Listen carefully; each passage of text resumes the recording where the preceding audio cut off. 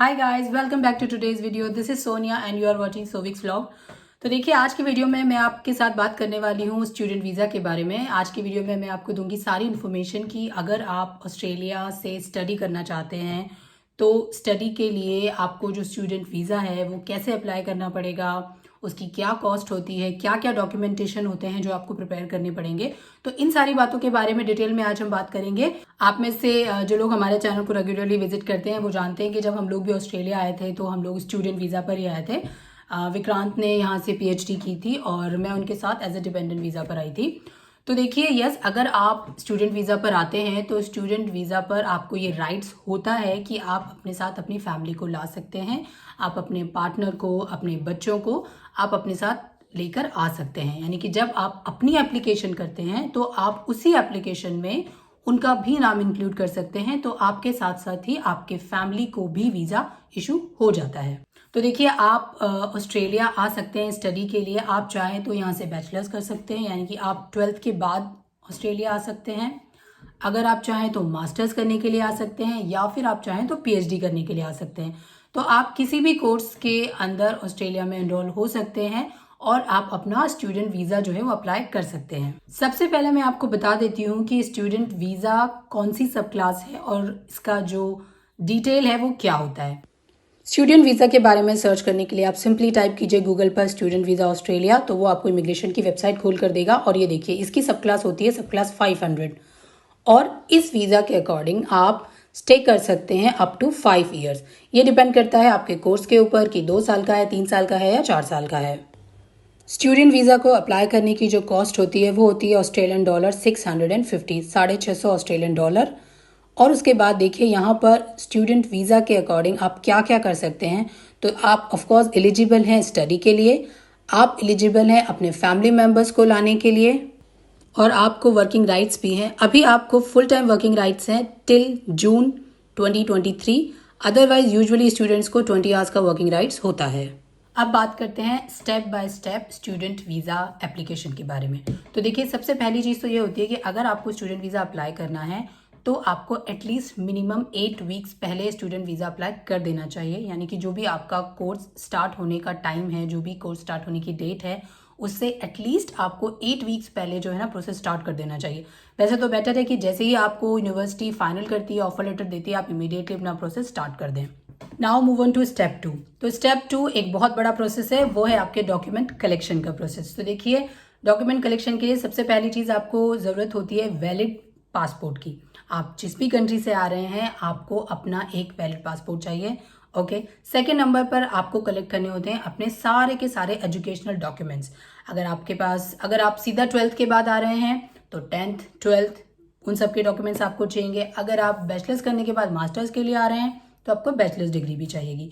तो जो भी आपके एजुकेशनल डॉक्यूमेंट्स हैं वो सारे आपको कलेक्ट करने होंगे। उसके बाद आपको चाहिए आइल्स का स्कोर कार्ड। तो देखिए, आइल्स के लिए आपको तैयारी जो है ना कुछ महीनों पहले ही स्टार्ट कर देनी चाहिए। अगर आपने डिसाइड कर लिया है कि आपको अपनी फर्दर एजुकेशन ऑस्ट्रेलिया से करनी है तो बेटर है कि आप आइल्स के लिए प्रिपरेशन स्टार्ट कर दें और आइल्स का एग्ज़ाम जितनी जल्दी हो सके दे दें। आइल्स के लिए जितना ज़्यादा स्कोर आपके पास होगा उतना ही आपके लिए अच्छा है। देखिए, ये आइल्स का जो स्कोर कार्ड है वो डिपेंड करता है यूनिवर्सिटी टू यूनिवर्सिटी। हर यूनिवर्सिटी की अपनी रिक्वायरमेंट होती है। कुछ यूनिवर्सिटी 6 ईच मांगती हैं, कुछ के लिए 5.5 भी ओके है, कुछ 7 मांगती हैं। तो इट्स बेटर कि आप जितना अच्छा स्कोर ला सकते हैं उसी के अकॉर्डिंग आपको शायद अच्छी से अच्छी यूनिवर्सिटी में एडमिशन मिल जाएगा। फिर आपको, अगर आपका कोई वर्क एक्स है, इंडिया में ऑलरेडी आपने कुछ काम किया है, आप वर्किंग है, तो आप कलेक्ट कीजिए अपना वर्क एक्स का सर्टिफिकेट। अगर आप अपनी फैमिली के साथ आ रहे हैं, अपनी वाइफ अपने चिल्ड्रंस के साथ आ रहे हैं, तो आपको चाहिएगा मैरिज सर्टिफिकेट और बच्चों का बर्थ सर्टिफिकेट। और अगर आपका बेबी जो है वो स्कूल गोइंग है तो आपको उसके स्कूल से भी लेटर की रिक्वायरमेंट होगी। फिर आपको चाहिए होता है, देखिए, यूनिवर्सिटीज़ का ऑफर लेटर और COE confirmation of enrolment, and आपको शो करने होते हैं फंड्स। स्टूडेंट वीज़ा अप्लाई करने के लिए आपको फंड्स शो करने होते हैं, तो आपको कुछ अमाउंट भी कलेक्ट करना होगा, दिखाना होगा। उसके बारे में हम आगे बात करेंगे। और आपको लेना होता है ओवरसीज हेल्थ इंश्योरेंस। इंश्योरेंस के बिना आप कंट्री में नहीं आ सकते हैं, तो इसीलिए आपको इंडिया से ही हेल्थ इंश्योरेंस पे कर आना होता है। कितना पे कर आना होता है ये भी हम आगे बात करेंगे। नेक्स्ट एक बहुत ही इंपॉर्टेंट डॉक्यूमेंट है जो आपको रेडी करना होता है, वो डॉक्यूमेंट होता है GTE डॉक्यूमेंट। बेसिकली इसमें आपको अपना स्टेटमेंट ऑफ पर्पस लिखना होता है कि आप किस वजह से कंट्री में आना चाहते हैं, और इसमें आपको अपनी प्रीवियस स्टडी के बारे में सारी इन्फॉर्मेशन देनी होती है। अगर आपकी स्टडीज़ में कुछ गैप है तो उसका रीज़न आपको मेंशन करना होता है। तो ये जो स्टेटमेंट ऑफ पर्पस है ये भी एक बहुत ही इंपॉर्टेंट डॉक्यूमेंट होता है। इसे आपको बहुत ही आराम से और तसल्ली से अच्छे से लिखना चाहिए। इसमें ऐसा नहीं कि आपको बहुत लंबा चौड़ा कुछ 4-5 पेजेस लिखने हैं, इसकी भी एक वर्ड लिमिट होती है। तो ये जो स्टेटमेंट ऑफ पर्पस है ये 300 इसकी वर्ड लिमिट है। तो आपको मिनिमम 300 वर्ड लिमिट के अंदर ही अपनी सारी ब्रीफ करना है कि आपका क्या स्टडीज़ हैं, क्या वर्क एक्स है, और क्या कोई गैप वगैरह ड्यूरेशन में है, तो वो सारी चीज़ें आपको स्टेटमेंट ऑफ पर्पस में मेंशन करनी है। और अगर आप ऑलरेडी काम कर रहे हैं तो वो भी आप स्टेटमेंट ऑफ पर्पस के अंदर मेंशन कर सकते हैं, अपनी कंपनी का डिटेल, अपनी जॉब प्रोफाइल का डिटेल। देन स्टेप 2 के बाद स्टेप 3। स्टेप 3 में आपको सीधा वीज़ा एप्लीकेशन करनी है। तो देखिए, वीज़ा एप्लीकेशन करने के भी 2 तरीके हैं। अगर आप चाहें तो ऑनलाइन एप्लीकेशन कर सकते हैं, अदरवाइज आप VFS के थ्रू भी एप्लीकेशन कर सकते हैं। फिर जो वीज़ा आपको ग्रांट होता है उसमें भी कुछ इन्फॉर्मेशन होती है। उसमें आपका होता है वीज़ा ग्रांट नंबर, डेट जब आपका वीज़ा एक्सपायर होगा, और थर्ड कुछ वीज़ा की कंडीशंस होती है। कंडीशंस मतलब कि क्या आपको वर्किंग राइट्स हैं, कितने आवर्स के वर्किंग राइट्स हैं, और कंट्री में आप कितनी बार इन एंड आउट हो सकते हैं। तो इस टाइप की इन्फॉर्मेशन भी आपके वीज़ा में होती है। Now let's talk about in detail documents और उनके कॉस्ट के बारे में। तो देखिए, जैसे कि सबसे पहला इंपॉर्टेंट डॉक्यूमेंट था पासपोर्ट, वैलिड पासपोर्ट। तो पासपोर्ट आप इंडिया से अप्लाई कर सकते हैं। पासपोर्ट की जो कॉस्ट है वो 1500 से लेकर के 2000 है। डिपेंड करता है कि आप 30 पेज का पासपोर्ट ले रहे हैं या 60 पेज का पासपोर्ट ले रहे हैं। तो पासपोर्ट बहुत जल्दी ही मिल जाता है। वैसे इंडिया में तत्काल सुविधा से भी मिल जाता है और नॉर्मल से भी मिल जाता है। तो ये कॉस्ट है आपकी 1500 से लेकर के 2000। सेकेंड कॉस्ट आपकी आती है आइल्स के एग्जाम की कॉस्ट। तो देखिए, आइल्स के लिए आप अगर चाहें तो खुद भी प्रिपरेशन कर सकते हैं। ऑनलाइन भी बहुत सारा मटीरियल आपको ऑलरेडी मिल जाएगा, और अगर आप चाहें तो कोई अच्छा इंस्टीट्यूट ज्वाइन कर सकते हैं। इंस्टीट्यूट की फ़ी तो देखिए डिपेंड करती है, कुछ लोग 5000 चार्ज करते हैं, कुछ लोग 10,000 चार्ज करते हैं। लेकिन जो आइल्स की फ़ी होती है, एग्जामिनेशन फ़ी, वो लगभग 15,000 के आसपास है। फिर जो थर्ड स्टेप है वो आपको क्या करना होता है, आपको यूनिवर्सिटीज़ में अप्लाई करना होता है। ठीक है, तो यूनिवर्सिटीज़ आप अपने अकॉर्डिंग चूज़ कर सकते हैं कि आपका कौन सा कोर्स है, आपका क्या फील्ड ऑफ इंटरेस्ट है। उसके अकॉर्डिंग आप यूनिवर्सिटीज़ फाइनलाइज कीजिए और फिर उन यूनिवर्सिटीज़ में आप एप्लीकेशन कीजिए। मोस्टली सारी यूनिवर्सिटीज़ की जो एप्लीकेशन है वो फ्री ही होती हैं। बहुत रेयर ही कोई यूनिवर्सिटीज़ हैं जो एप्लीकेशन का चार्ज करती हैं। तो फिर आपको एप्लीकेशन करनी होती है, और जब आपकी एप्लीकेशन यूनिवर्सिटी एक्सेप्ट कर लेती है तो वो आपको एक ऑफ़र लेटर देती है, एंड ऑफ़र लेटर आपको एक्सेप्ट करना होता है। और जब आप ये ऑफ़र लेटर एक्सेप्ट कर लेते हैं तब आपको यूनिवर्सिटी प्रोवाइड करती है COE, कन्फर्मेशन ऑफ एनरोलमेंट। तो कन्फर्मेशन ऑफ एनरोलमेंट भी फ्री होता है, उसके लिए भी आपको कोई पे यूनिवर्सिटी को पे नहीं करनी पड़ती है। ऑफर लेटर जब आप एक्सेप्ट करते हैं यूनिवर्सिटी का, तो बहुत सारी यूनिवर्सिटीज़ आपके ऑफर लेटर के साथ ही आपको हेल्थ इंश्योरेंस के बारे में भी इंफॉर्मेशन देती है। तो देखिए, ये जो हेल्थ इंश्योरेंस है ये आपको इंडिया से ही पे करके आना होता है। ऐसा नहीं है कि आप कंट्री में आने के बाद कोई हेल्थ इंश्योरेंस लेंगे। ठीक है, हेल्थ इंश्योरेंस का जो अमाउंट है वो डिपेंड करता है कि आपका जो ड्यूरेशन है वो कितना है। आपका ड्यूरेशन 2 इयर्स का है, या आपका ड्यूरेशन 3 इयर्स का है, या 4 इयर्स का है। तो ये जो हेल्थ इंश्योरेंस आप पे करते हैं, ओवरसीज हेल्थ इंश्योरेंस, OHC, ये आपको पूरे ड्यूरेशन के लिए पे करना पड़ता है। यानी कि अगर आप 2 इयर्स के लिए आ रहे हैं तो कंप्लीट 2 इयर्स के लिए आपको ओवरसीज हेल्थ इंश्योरेंस पे करना होता है। बहुत सारी यूनिवर्सिटीज़ ऑलरेडी ही सजेस्ट कर देती हैं कि आपको किसके थ्रू जाना है, एंड देन आपको वो पे करना होता है। उसके बाद ही आपको कन्फर्मेशन ऑफ एनरोलमेंट इशू होता है।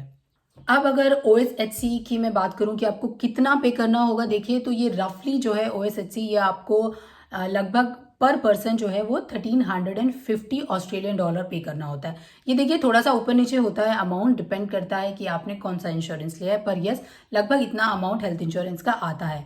एंड यही हेल्थ इंश्योरेंस इंक्रीज हो जाता है अगर आपके साथ आपकी वाइफ, आपका पार्टनर है, या फिर आपके साथ आपके चिल्ड्रन, आपके बच्चे हैं। COE मिलने के बाद जब आपके पास यूनिवर्सिटी से कंफर्मेशन ऑफ एनरोलमेंट आ जाता है, फिर आप स्टार्ट करते हैं आपकी वीज़ा एप्लीकेशन। तो जैसा कि मैंने आपको बताया कि आप वीज़ा एप्लीकेशन ऑनलाइन भी कर सकते हैं और वीज़ा एप्लीकेशन आप VFS के थ्रू भी कर सकते हैं। तो अब मैं आपको दिखाती हूँ कि अगर आपको वीज़ा एप्लीकेशन ऑनलाइन करनी है तो उसका क्या प्रोसेस है। स्टूडेंट वीज़ा अप्लाई करने के लिए आपको सबसे पहले बनाना पड़ेगा अपना ऑनलाइन अकाउंट। तो उसके लिए आप ईमे अकाउंट पे जाइए, और अगर आपका ऑलरेडी अकाउंट है तो आप डायरेक्टली अपनी एप्लीकेशन स्टार्ट कर सकते हैं, और अगर नहीं है तो आपको पहले अपना क्रिएट करना पड़ेगा ईमे अकाउंट। तो क्रिएट करने के लिए बहुत जनरल सी अपनी बेसिक इन्फॉर्मेशन डालिए, अपना नाम, नंबर, फ़ोन नंबर वगैरह, और आपका अकाउंट क्रिएट हो जाएगा and immediately you can start your application process. तो उसके लिए आपको जाना पड़ेगा माई एप्लीकेशन में और स्टार्ट करनी पड़ेगी न्यू एप्लीकेशन। तो जब आप ये न्यू एप्लीकेशन पे जाते हैं तो आपको सारा लिस्ट आउट खुल जाता है कि आपको कौन सा वीज़ा अप्लाई करना पड़ता है। तो आपको सेलेक्ट करना है sub class 500 student visa, and then आप स्टार्ट कर सकते हैं अपनी वीज़ा एप्लीकेशन की प्रोसेस। ये टर्म्स और कंडीशन है, इसे एक्सेप्ट कीजिए and then press the next button, और आपकी एप्लीकेशन स्टार्ट हो जाएगी। जब आपकी ऑनलाइन एप्लीकेशन आप सबमिट कर देते हैं तो उसी सबमिशन के ड्यूरेशन में ही आपको सारे डॉक्यूमेंट्स अटैच करने पड़ते हैं। डॉक्यूमेंट्स मैंने ऑलरेडी आपको बता दिए हैं कि आपको क्या क्या डॉक्यूमेंट्स अटैच करने हैं।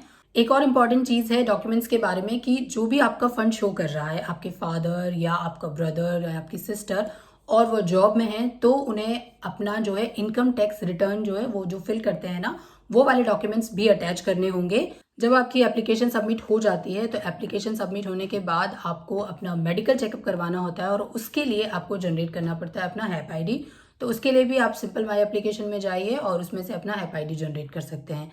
हैप आईडी के बाद आपको इमिग्रेशन की जो वेबसाइट है आप उसी पे देख सकते हैं, उसमें ऑलरेडी लिस्ट आउट होते हैं कि कौन कौन से सेंटर हैं आपकी सिटी में जो कि मेडिकल चेकअप जो है प्रोवाइड करवाते हैं फॉर द वीज़ा पर्पज़। तो आपको उन सेंटर्स को उस हैप आईडी के साथ कॉल करना होता है, एंड देन वो आपको अपॉइंटमेंट देते हैं और फिर आपका चेकअप होता है। और ये जो चेकअप है वो बहुत बेसिक सा चेकअप होता है। आपका बॉडी का हाइट, वेट लेते हैं वो लोग, आपका आई चेकअप करते हैं, आपका यूरिन टेस्ट करते हैं, आपका एक्सरे करते हैं। सो बेसिकली वो ये चेक करते हैं कि आप हेल्दी हैं, आपको कोई बहुत कॉम्प्लिकेटेड हेल्थ इश्यूज तो नहीं है। तो इसलिए आपको मेडिकल चेकअप कराना होता है, और मेडिकल चेकअप का जो रिजल्ट है वो भी हार्डली 3 डेज या 4 डेज के अंदर आ जाता है। अगर आपने अपनी एप्लीकेशन वीएफएस के थ्रू की है तो उस केस में आपको अपना जो ईमेल है वो चेक करते रहना है, क्योंकि वीएफएस वाले आपको ईमेल करते हैं, आपको हैप आईडी देते हैं, और फिर आपको आपका मेडिकल चेकअप कराना होता है। तो जैसा मैंने आपको बताया था कि जब आप एप्लीकेशन करते हैं तो आपको डॉक्यूमेंट्स अटैच करने होते हैं, और उन्हीं डॉक्यूमेंट्स में आपको एक फंड वाला डॉक्यूमेंट भी शो करना होता है। ठीक है, तो ये जो फंड्स है वो आप कुछ भी दिखा सकते हैं। अगर आपने ऑलरेडी वर्क किया है तो आप अपना अकाउंट दिखा सकते हैं, आप चाहें तो अपने पेरेंट्स का अकाउंट दिखा सकते हैं, और अगर आप चाहें तो एजुकेशनल लोन ले सकते हैं, वो भी आप शो कर सकते हैं। तो अब बात करते हैं कि ये जो फंड आपको शो करना है वो फंड कितना होना चाहिए। तो देखिए बेसिकली उस फंड में वो कुछ चीज़ें कवर करते हैं। तो पहला होता है आपकी ट्रेवल की कॉस्ट। ठीक है, वो आपको करना है। अब इट्स डिपेंड कि अगर आप सिंगल आ रहे हैं तो आपकी ट्रेवल कॉस्ट, अगर आपके साथ फैमिली आ रही है तो उनकी ट्रेवल कॉस्ट। पहली चीज़ हो गई ट्रेवल कॉस्ट। सेकेंड आपका होता है 12 मंथ्स की कोर्स फी, जो भी आपका कोर्स का ड्यूरेशन है उसकी जो भी टोटल फी है आप उसमें से 12 मंथ की फी निकालिए और वो आपको ऐड करनी होगी अपने फंड में। देन थर्ड नंबर पर आपका आता है 1 ईयर का लिविंग एक्सपेंस, वो आपको फंड में इंक्लूड करना होगा। और अगर आपके साथ आपका स्कूल गोइंग बच्चा है, आपका स्कूल गोइंग चिल्ड्रन आपके साथ है, तो आपको इंक्लूड करनी होगी स्कूल फी। अब मैं आपको बताती हूँ कि ये जो अमाउंट है ये कितना कितना होना चाहिए। तो जैसा कि सबसे पहले मैंने आपको बताया कि आपका ट्रेवल कॉस्ट आपको इंक्लूड करना है, तो ट्रेवल कॉस्ट यूजुअली काउंट करते हैं 2000 Australian dollar. Now second number पर आपका कोर्स फी।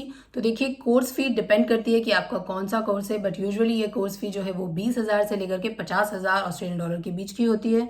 तो आपका जो भी कोर्स है आप उसके अकॉर्डिंगली वो फी कैलकुलेट कर लीजिएगा। एंड थर्ड नंबर पर आता है आपका living expense.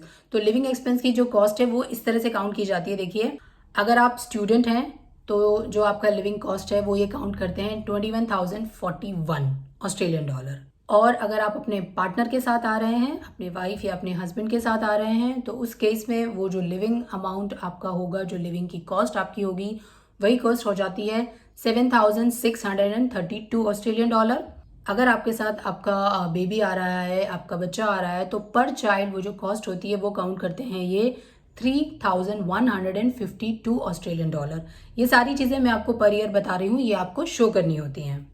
And fourth condition ये कि अगर आपका जो बेबी है वो स्कूल गोइंग है, ठीक है, अगर स्कूल गोइंग बेबी है तो लिविंग एक्सपेंस के साथ मैंने आपको बताया था कि आपको उसकी स्कूल फी भी दिखानी होगी। तो वो जो स्कूल फी है वो रफली ये जो काउंट करते हैं वो है 296 ऑस्ट्रेलियन डॉलर। ये फ़ी कम या ज़्यादा हो सकती है, डिपेंड करती है कि आप ऑस्ट्रेलिया के किस स्टेट में आ रहे हैं और आपका जो बेबी है वो किस टाइप के स्कूल में जा रहा है, पब्लिक स्कूल या प्राइवेट स्कूल। मैंने ऑलरेडी वीडियोस बना रखे हैं ऑस्ट्रेलिया के पब्लिक और प्राइवेट स्कूलिंग के बारे में, तो लिंक नीचे डिस्क्रिप्शन बॉक्स में आप वो चेक कर सकते हैं। एक और चीज़ मैं आपको बता देती हूँ कि जितने भी डॉक्यूमेंट्स आप अटैच करते हैं वो सारे डॉक्यूमेंट्स इंग्लिश में होने चाहिए। अगर आपके डॉक्यूमेंट्स इंग्लिश में नहीं हैं तो आप उन्हें प्लीज़ पहले ट्रांसलेट करवा लीजिए, और जितने भी आप डॉक्यूमेंट्स अटैच करते हैं अपने एजुकेशनल या कोई भी डॉक्यूमेंट्स आप अटैच करते हैं वो सारे डॉक्यूमेंट्स जो हैं वो किसी गवर्नमेंट ऑफिसर से अटेस्टेड होने चाहिए। उसके बिना वो डॉक्यूमेंट्स वैलिड नहीं माने जाते हैं। सो गाइज, ये थी सारी इन्फॉर्मेशन स्टूडेंट वीज़ा एप्लीकेशन के बारे में, उसके प्रोसेस के बारे में, फ़ी के बारे में। अगर आपको एप्लीकेशन से रिलेटेड या प्रोसेस से रिलेटेड कोई भी डाउट है तो आप मुझे कमेंट बॉक्स में नीचे लिखकर पूछ सकते हैं। I will definitely answer your all the queries. So that's all for today's video guys. Thanks for watching. Bye bye.